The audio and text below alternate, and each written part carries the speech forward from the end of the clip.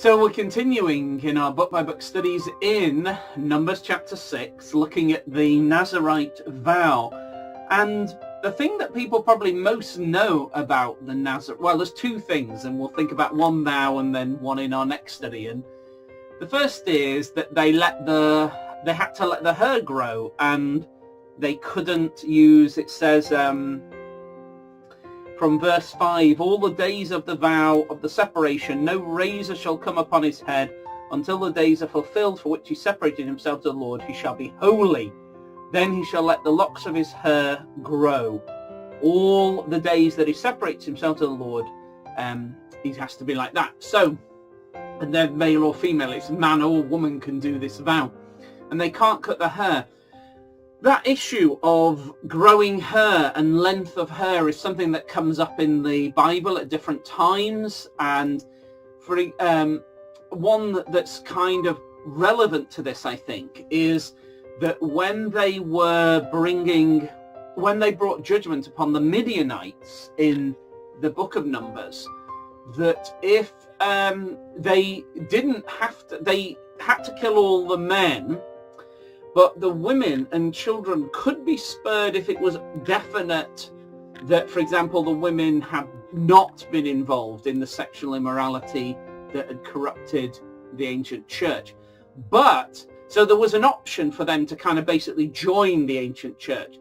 But if they were going to do that, and we'll look at this in more detail in a relevant study at the time, but they had to shave all their hair off.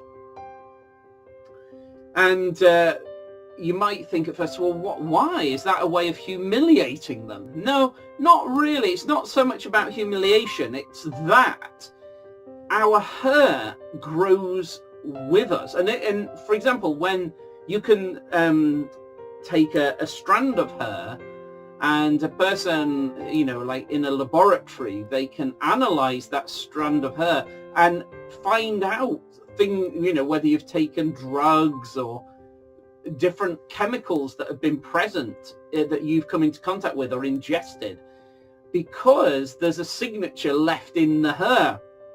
That your hair, as it grows, is like a record of your life, what you've done, what you've eaten, where you've been almost at times, whether you've taken drugs or taken various things like that. That in your hair, like the end of the main hair, I haven't got much history in that sense on the top of my head, but in my beard, there's like some, I might say, well, the end of this hair has been, that little bit at the end has been with me since it started to grow at the beginning. So it could have been with me some, quite a while, some weeks or something, I don't know. And if if they allow their hair to grow long for months or even years, in that hair is a kind of little record or memorial of all that they've done their entire life throughout that period. So with that Midianite idea, they'll cut off all the hair as if they're saying that previous life is gone now. We're going to start a brand new life. So they cut off the hair as if to say that history, my biography, that part of my biography, and it's all gone. Throw it away, burn it. I'm going to have a new life that begins now. So with the Nazirite, they don't cut their hair, because when we cut our hair, it's as if we're cutting off a portion of our history, our life. And what the Nazirite wants to say, we've thought about how they are dedicated and zealous to the Lord, full of life. They don't come into contact with what is dead, only life. And so there is a concept in it that a Nazirite who is zealous for the Lord God and pushing into life and full of the Spirit should live a life where there is nothing to regret, nothing to cut off, nothing to throw away.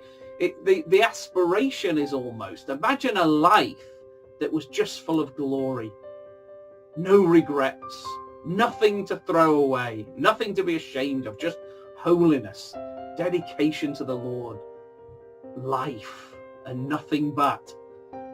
So I think the Nazirite vow has something of that about it. That, I mean, I guess as well, if you don't cut your hair at all, and you're not allowed to go to the hairdressers or do your hair up, and I guess there's a sense in which you would look a little bit wild.